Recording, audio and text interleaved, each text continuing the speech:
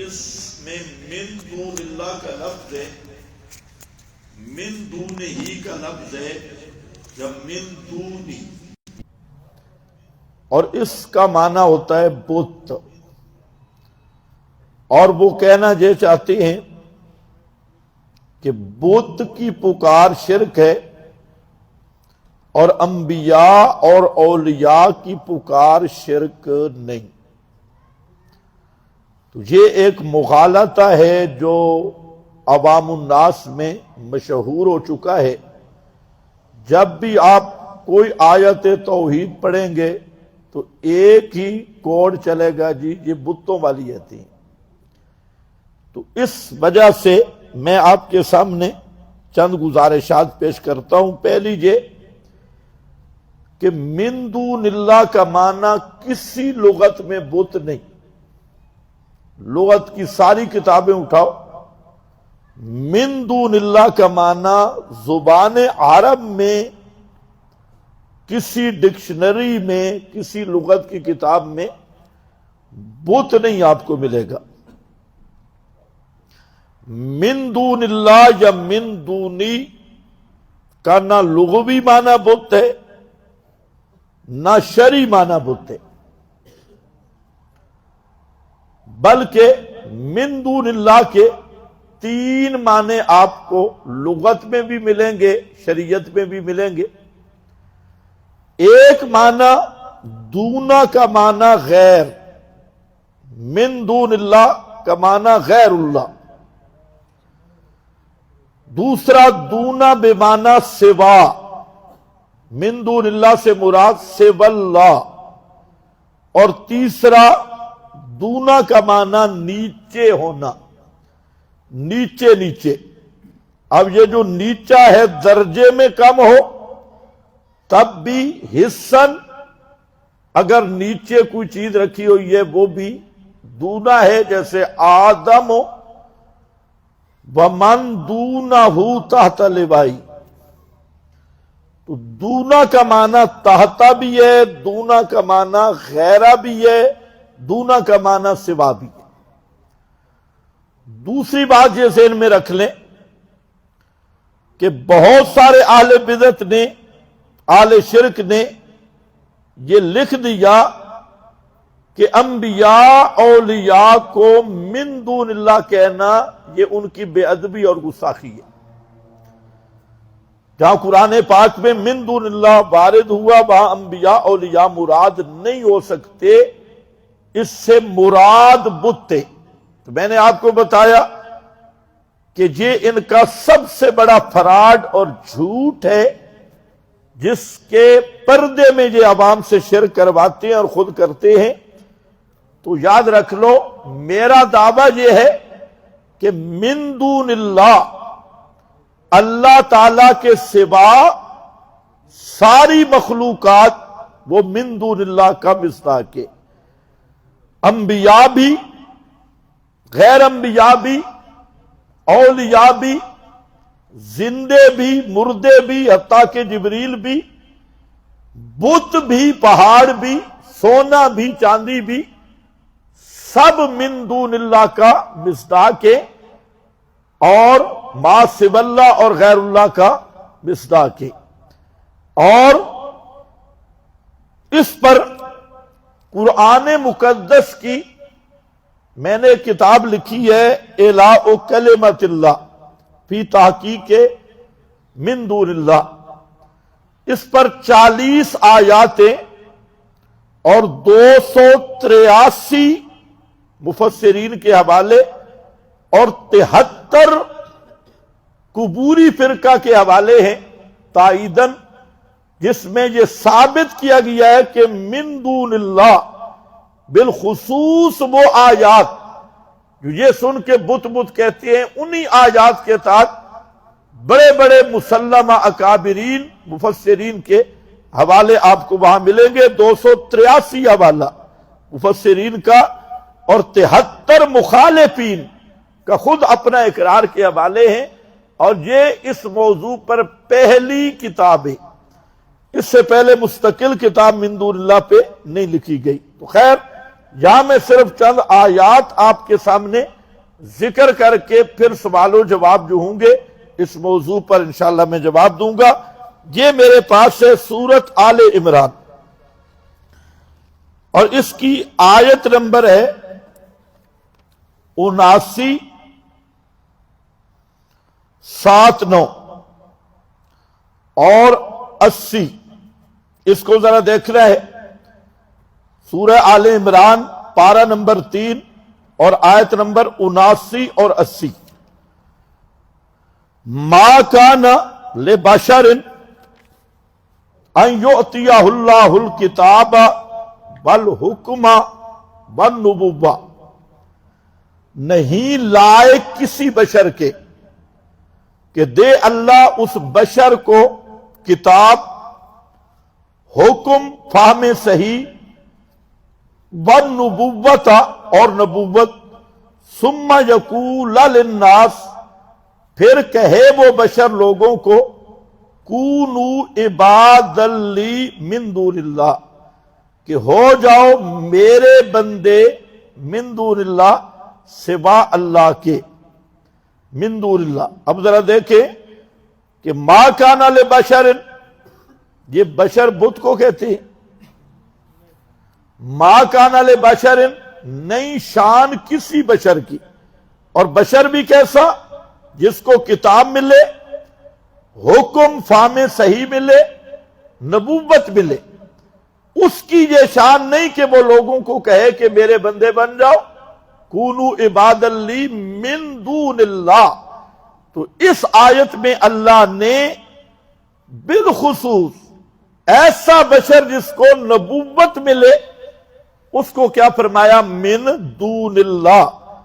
اب اہل بدعت اہل شرک کا مغالطہ دیکھیں، جہاں من دون اللہ ہے جی بت بت بت بت بت، تو یہاں بت کی یہاں من دون اللہ سے مراد صرف نبی ہے، نبی کے علاوہ اس آیت میں کوئی دوسرا من دون اللہ ہے ہی نہیں، کیونکہ ما کان لبشر ان یؤتیہ اللہ الکتاب والحکم والنبوہ ثم یقول للناس نبی ہوتا ہے۔ جہاں خصوصی معنی کیا ہے؟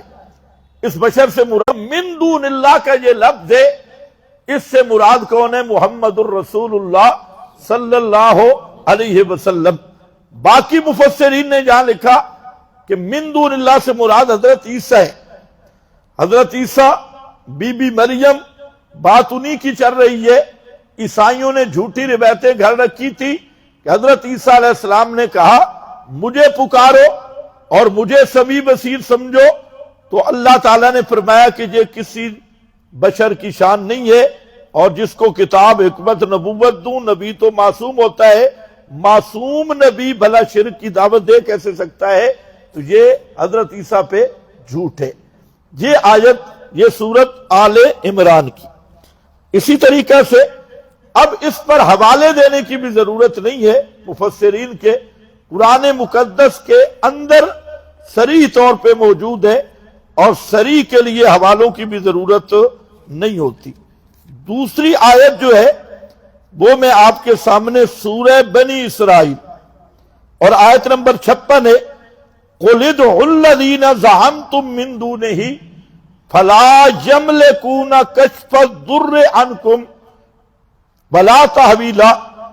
قل فرما دیجئے، ادعوا الذین، او مشرکو پکار دیکھو ان کو، زعمتم من دونہ، کہ تم گمان کرتے ہو ان کو اللہ کے سوا حاجت روا مشکل کشا، ان کو تم گمان کرتے ہو، تو پھر پکار دیکھو، فلا یملکون کشف الضر عنکم، نہیں اختیار رکھتے کشف الضر عنکم، تکلیف کھولنے کا تم سے، بلا تحویلا، اور نہ بدل دینے کا،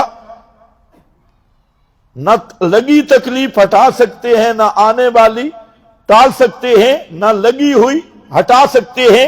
یہ کون ہے؟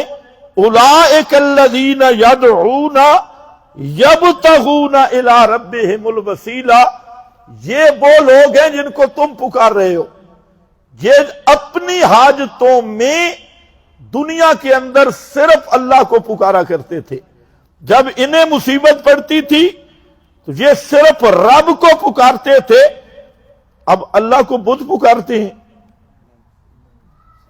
فرمایا مشرکو جن کو تم پکار رہے ہو اللہ کے سوا، یہ خود اپنی حاجتوں میں کس کو پکارتے رہے؟ صرف اللہ کو۔ اور یہ کون کیسے پکارتے تھے؟ یخافون عذاب یرجون رحمتہ ویخافون عذابا، یہ اللہ کی رحمت کی امیدیں رکھ کر اور اللہ کے عذاب سے ڈرتے ہوئے یہ صرف اللہ کو پکارتے تھے۔ تو اب یہ آیت بھی ادعوا الذین زعمتم من دونہ، لفظ من دونہ ہی ہے، اور اس آیت میں بھی نہ پتھر مراد ہے، نہ چاندی، نہ سونا، اس سے مراد بھی مقربین ہے۔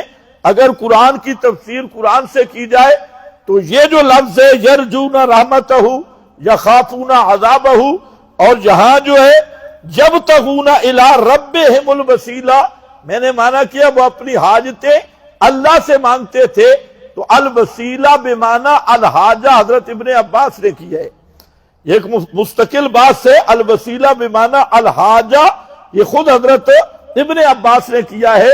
یبتغون الی ربہم الوسیلہ کا معنی یہ ہوگا کہ وہ اپنی حاجتوں میں صرف اللہ کو پکارا کرتے تھے، اور یہی معنی فاتحۃ القرآن میں شیخ التفسیر حضرت مولانا محمد زمان نے پوری تفصیل سے لکھا۔ خیر بہرحال میں عرض یہ کر رہا ہوں سورۃ الانبیاء میں جائیں تو وہاں پر بھی یہ اولئک الذین یسارعون فی الخیرات یدعوننا رغبا ورہبا وکانوا لنا خاشعین، یہاں پر یرجون رحمتہ ویخافون عذابہ، تو جن کو مشرکو تم پکارتے ہو یہ تو ساری زندگی مجھے پکارتے رہے اور میرے سامنے زاریاں کرتے رہے، میری رحمت کی امیدیں رکھ کر اور میرے عذاب سے ڈر کے۔ اب بتاؤ یہ اللہ کو پکارنے والے اور اللہ کی رحمت کی امیدیں رکھنے والے، اس کے عذاب سے ڈرنے والے، یہ پتھر اور مٹی کے بت تھے؟ یہاں پر بھی من دونہ ہی، تو اس لیے یہاں سب مفسرین نے یہاں لکھا ہے کہ اس سے مراد کون ہے؟ عیسیٰ و امہ و عزیر، حضرت عیسیٰ بھی، حضرت کی ماں بھی، اور حضرت عزیر یعنی انبیاء اور مقربین۔ حضرت عبداللہ ابن عباس نے یہی معنی کیا، علامہ ابن عطیہ نے یہی معنی کیا، زاد المسیر میں علامہ ابن جوزی نے یہی معنی کیا۔ اب وقت نہیں، اس پہ سینکڑوں حوالے موجود ہیں، اور کچھ عقل ہو تو آیت کے اندر سے بھی معلوم ہو رہا ہے کہ اس سے مراد بت شت نہیں ہے۔ اسی طرح تیسرے نمبر پر میرے پاس ہے الفرقان، سورہ الفرقان، اس کی آیت بھی دیکھ لی جائے جس میں اللہ تعالی نے اسی مسئلہ من دون اللہ کو بیان کیا اور بہترین انداز میں بیان کیا، اور وہاں کوئی کسی قسم کا شک اور شبہ چھوڑا نہیں ہے۔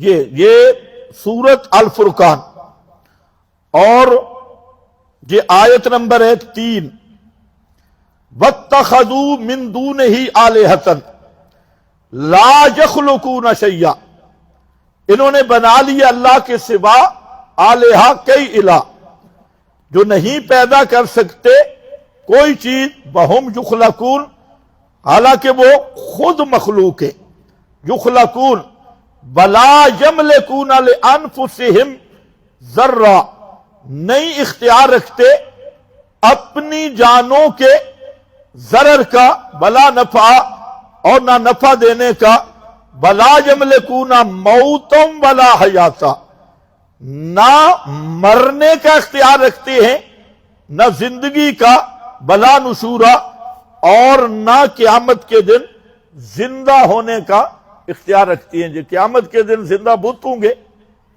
ولا نشورا، نہ قیامت کے دن زندہ ہونے کا اختیار رکھتے ہیں۔ تو اب یہ آیت بھی بالکل صاف مسئلہ کر گئی کہ یہ نہ تو دنیا میں اپنی جانوں کے نفع نقصان کا اختیار رکھتے ہیں اور نہ کسی کی، نہ اپنی اور نہ کسی اور کی زندگی کا اور نہ اپنی یا کسی اور کی موت کا اختیار رکھتے ہیں. تو یہ آیت بالکل صاف ہے. اسی طرح آگے یہی فرما دیا کہ قیامت کے دن جب اللہ تعالیٰ ان مشرکوں کو اور ان کو جمع کرے گا پھر فرمائے گا ضللتم عبادی ہؤلاء ام ہم ضلوا السبیل، کہ میرے ان بندوں کو تم نے گمراہ کیا یا یہ خود رستے سے پھر گئے. یہ آیت نمبر ہے 18 سورہ الفرقان. وَيَوْمَ يَحْشُرُهُمْ، جس دن جمع کرے گا ان کو اللہ پاک. وَمَا يَعْبُدُونَ مِن دُونِ اللَّهِ، اور ان کو بھی جنہیں پکارتے ہیں من دون اللہ، اللہ کے سوا.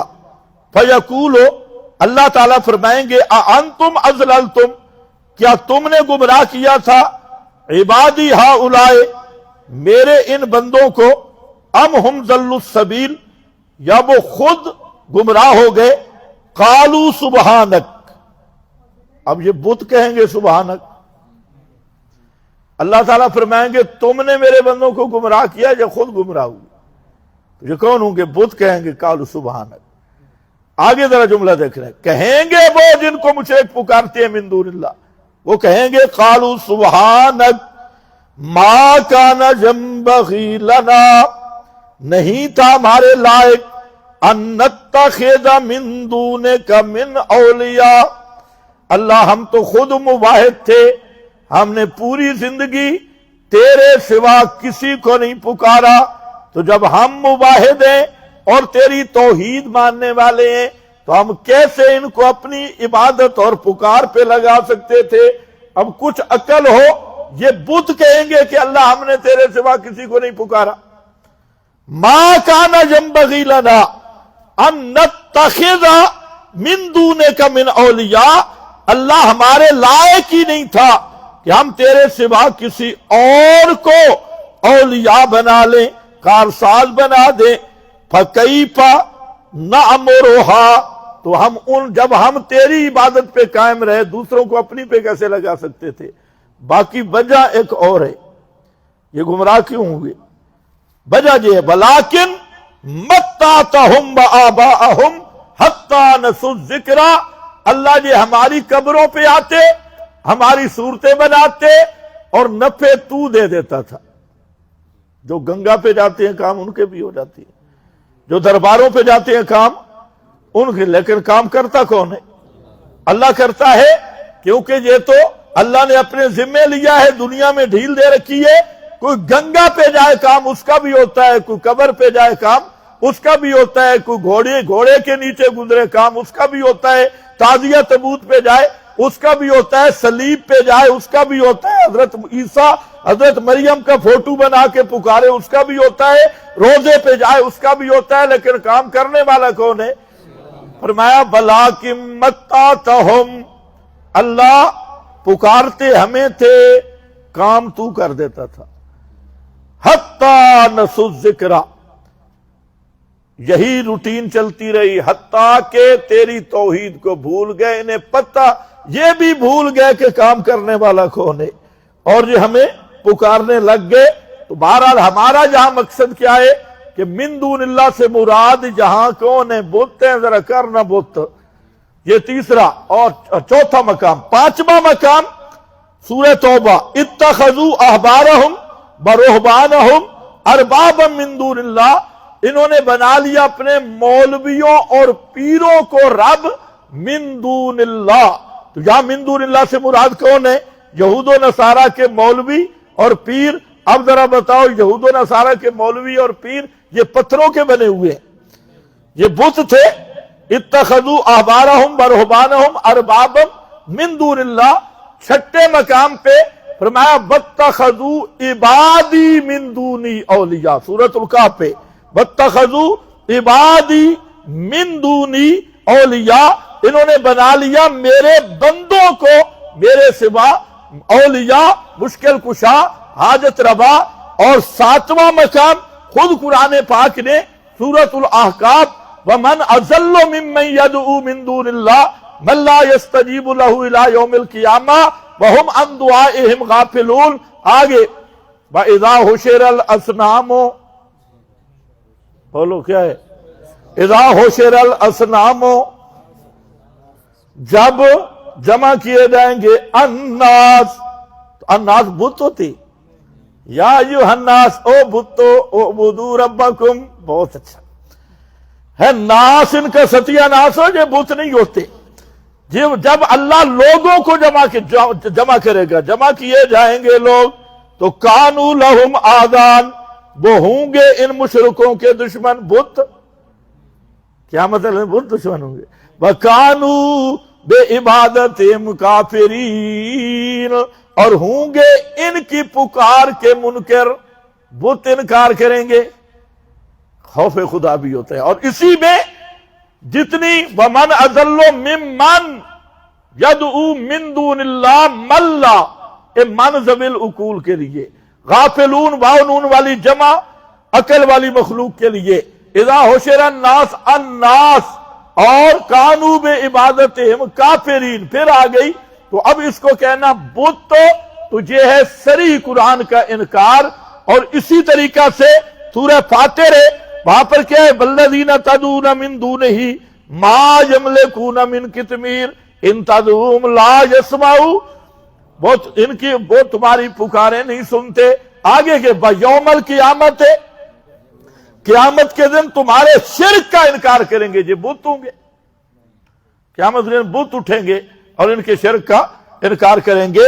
تو بہرحال اس طرح کی 40 آیات موجود ہیں اور بالکل صریح ہیں، جن میں نے آپ کو صرف ایک مسئلہ بتانا تھا کہ من دون اللہ کا معنی بت کسی لغت میں نہیں ہے. من دون اللہ کا معنی اللہ کے سوا، غیر اللہ، اللہ کے علاوہ. اور مطلب بالکل واضح ہے کہ من دون اللہ کا لفظ یہ عام ہے. انبیاء، اولیاء، صدیقین، ساری مخلوق، پتھر، بت، سونا، چاندی، سب کو شامل ہے. اس کو صرف بتوں میں بند کرنا کہ اس سے مراد صرف بت ہے اور کوئی نہیں، تو یہ قرآن کا انکار ہے، صریح تحریف ہے اور ان آیات کی تکذیب ہے. وآخر دعوانا الحمدللہ. اب آپ سوال کر سکتے ہیں، جو آئے ہوئے ہیں وہ بھی بتائیں.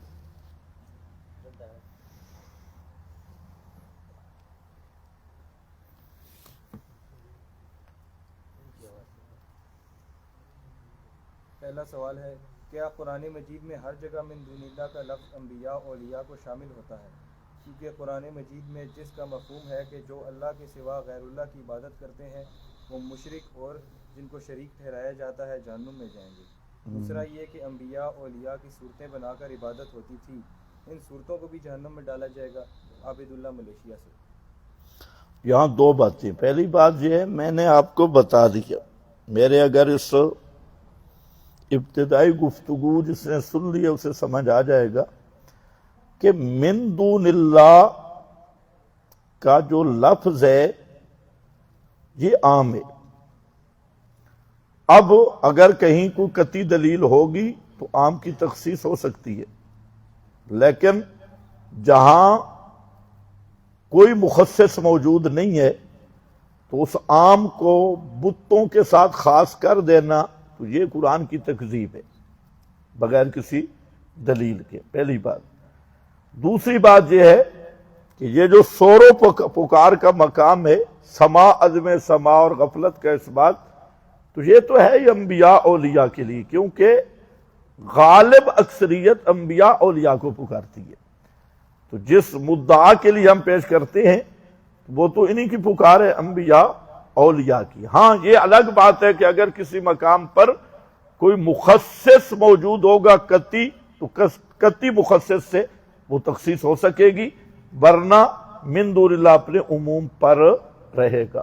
دوسری بات یہ ہے کہ ان الذین تدعون من دون اللہ، جن کو تم اللہ کے سوا پکارتے ہو وہ بھی جہنم کا ایندھن ہے اور تم بھی جہنم کا ایندھن ہو. تو اسی کے ساتھ اگلی آیت بھی پڑھو، اسی آیت پہ مشرکین نے شور کیا تھا کہ انکم وما تعبدون من دون اللہ حسب جہنم، یہی آیت ہے نا، انکم وما تعبدون من دون اللہ حسب جہنم، کہ تم اور جن کو تم عبادت کرتے ہو اللہ کے سوا وہ جہنم کا ایندھن ہے۔ تو مشرکین نے کہا کہ اب تو پھنس گیا، کہ عیسیٰ کی بھی عبادت ہوئی، بی بی مریم کی بھی، تو اسی کی اگلی آیت اللہ تعالی نے نازل کی، ان الذین سبقت لہم من الحسنی اولئک عنہا مبعدون، کہ جن کے لیے سب کا حسنہ یعنی جنت کا وعدہ ہو چکا ہے، انبیاء اولیاء وہ جہنم میں نہیں جائیں گے۔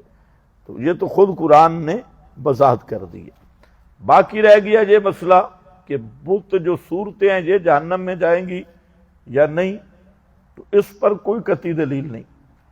ایک جو آیت ہے وقودھا الناس والحجارہ، کہ جہنم کا ایندھن لوگ ہوں گے اور پتھر ہوں گے، تو یہاں سے بعض حضرات نے لیا کہ بت ڈالے جائیں گے، حالانکہ یہ صحیح بات نہیں ہے۔ صحیح تفسیر اس کی یہ ہے کہ یہ جو حجارہ خاص قسم کا پتھر ہے، کبریت احمر، جس میں 3 اوصاف ہوتی ہیں، ایک تو اس کی آگ تیز ہوتی ہے، جلدی آگ پکڑتا ہے، اور بدبو بڑی گندی ہوتی ہے۔ تو الحجارہ سے مراد وہ پتھر ہے، یہ نہیں ہے کہ فوٹو جائیں گے۔ تو اسی الحجارہ سے بعد نے فوٹو مراد لے لی، اگر جائیں بھی صحیح کوئی مسئلہ نہیں ہے، ہمیں کوئی تکلیف نہیں، لیکن اصل جو بات ہے ماں الحجارہ سے کبریت احمر کا وہ خاص پتھر ہے، گندھک نما، جو جلدی آگ کو لیتا ہے، اور اس کی آگ تیز ہوتی ہے اور بدبو بہت بری ہوتی ہے، تو وہ حجارہ مراد ہے۔ جی دوسرا سوال ابو بکر لغاری کرتے ہیں، بریلوی حضرات کہتے ہیں کہ من دون اللہ سے مراد صرف بت ہیں، تو کیا قرآن کریم میں کہیں ایسا آیا ہے جہاں من دون اللہ سے مراد صرف بت ہوں؟ تو لغاری صاحب سے گزارش ہے کہ بریلوی مسئلہ اور بھی کوئی قرآن میں آیا ہے اب تک؟ بریلویوں کا ایک مسئلہ بھی قرآن میں نہیں الحمدللہ۔ تو قرآن پاک کے 30 پاروں میں ایک آیت بھی ایسی نہیں جس میں حصر کے ساتھ کہا گیا ہو کہ من دون اللہ سے مراد صرف بت ہیں، پورے قرآن میں کوئی آیت نہیں۔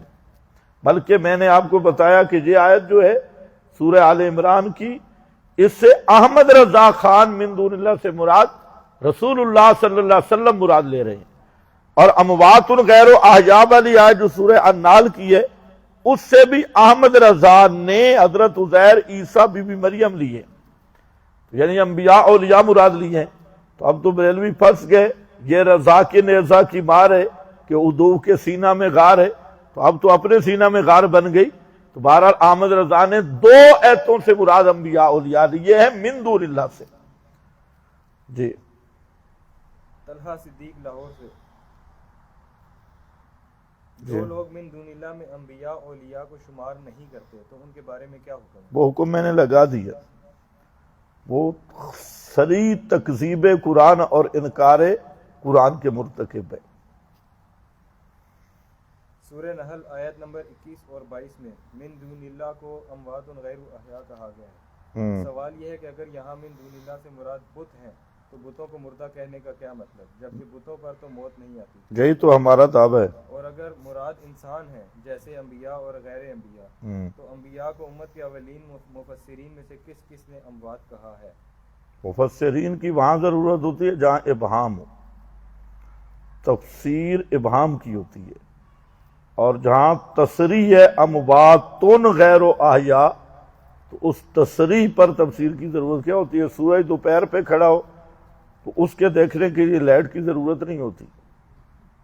تو مفسرین کے اقوال تو یہ لائٹ ہے، اور یہ وہاں تفسیر کی ضرورت ہوتی ہے جہاں ابہام ہو، جہاں ابہام ہے ہی کوئی نہ۔ جی لفظ من دون اللہ کے تحت بعض مفسرین نے الاسنام لکھا ہے، اجل الاسنام، اس سے شبہ ہوتا ہے کہ اس سے مراد بت ہیں۔ ہاں یہ اچھا سوال ہے، یہاں 2-3 باتیں سمجھے، یہ اصل سوال ہے اور اکثر لوگوں کو اس سے دھوکہ ہے۔ پہلی بات یہ ہے کہ مفسرین کا طریق سمجھنا ضروری ہے۔ مفسرین حضرات کا طریقہ تفسیر یہ ہے کہ بسا اوقات وہ ایک فرد کو ذکر کرتی ہے، جو فرد عام مشہور ہوتا ہے، اچھا وہ جو فرد ذکر کرتے ہیں ان کا یہ نہیں مقصد ہوتا کہ صرف یہ فرد مراد ہے، اس فرد میں تفسیر بند نہیں ہوتی، مشہور فرد کو ایک صورت کو ذکر کر دیتی، اس سے لوگوں کو دھوکہ لگ سکتا ہے اور لگتا ہے۔ لیکن وہی مفسرین دوسرے مقام پہ من دون اللہ سے مراد انبیاء اولیاء بھی لے رہے ہیں۔ مثلا جلالین کو ہر جگہ پہ پیش کیا جاتا ہے نا، اجل اسنام اجل اسنام، اور یہ جو میں آیتیں آپ کے سامنے پڑھی ہیں جہاں جلالین والا بھی انبیاء اولیاء مراد لے رہا ہے، اور جتنے باقی پہلے مفسرین ہیں وہ بھی۔ تو کسی ایک مفسر مسلمہ نے یہ نہیں لکھا کہ من دون اللہ سے مراد صرف بت ہے۔ کسی مقام پہ اصنام نکال لینا تو اس کا یہ ہرگز مطلب نہیں کہ صرف بت ہیں، اصنام بھی من دون اللہ کا ایک فرد ہے، نہ یہ کہ من دون اللہ کا معنی بت ہے۔ ان دونوں کو سمجھنا ضروری ہے۔ اس کی دوسری مثال یوں سمجھے کہ ما اہل بہ لغیر اللہ کے تحت مفسرین کی عبارت لائے ذوب اعلیٰ اس میں غیری۔ اب ما اہل تو عام ہے، ما تو حلوے کو بھی شامل ہے، چاول کو بھی شامل ہے، ما تو عام ہے، تو اب ذوبیہ کہاں سے آ گیا؟ حلوے کو تو ذبح نہیں کیا جاتا، یا چاول کو بھی ذبح نہیں کیا جاتا، تو ما اہل ذوبیہ علیٰ اس میں ہی، تو ما اہل عام ہے، حلوہ غیر اللہ کے نام کی نظر ہو، چاول ہوں، کھیر شریف ہو، یا ریوڑیاں یا سموسے ہوں، سب کو ما شامل ہے۔ لیکن وہاں ایک مروج صورت کو مفسرین نے بیان کیا ہے، اس کا یہ معنی نہیں کہ ما اہل اس میں بند ہے۔ اسی کو حضرت شاہ عبد العزیز نے کہا کہ اس کو ما ذوبیہ کے ساتھ بند کرنا یہ تحریف کے قریب ہے، یہ قرآن کی تعریف بن جائے گی۔ تو من دون اللہ میں نے آپ کو پہلی بات بتائی، یاد کر لو، پہلی بات یہ بتائی کہ مفسرین کا طریق یہ ہے کہ وہ جو عموم کے افراد ہوتے ہیں اس میں کسی عام مشہور فرد کو ذکر کر دیتے ہیں، ان کا یہ مقصد نہیں ہوتا کہ من دون اللہ کا معنی صرف بت ہی ہے۔ ایک دوسرا یہ سمجھے کہ جب من دون اللہ عام ہے تو اس کی تخصیص دلیل قطعی سے ہوگی، خبر باعث سے بھی نہیں ہوگی۔ تیسرا یہ بات ذہن میں رکھیں کہ وہی مفسرین جو اصنام کہنے والے ہیں دوسرے مقام پہ من دون اللہ دیکھیں تو انبیاء اولیاء بھی مراد لیتے ہیں۔ تو اب جو فراڈی مولوی ہوتا ہے ایک مقام دکھاتا ہے دوسرا دکھاتا ہی نہیں ہے۔ جی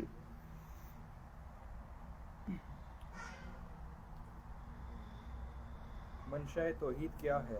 ایک بریلوی مولوی نے دیوبندی کو اس سوال میں پھنسایا ہے۔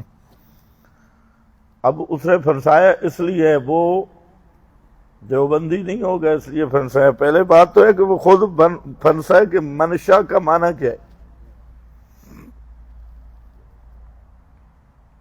ہاں بھئی سوال کر کے پھر میری طرف متوجہ بھی ہو۔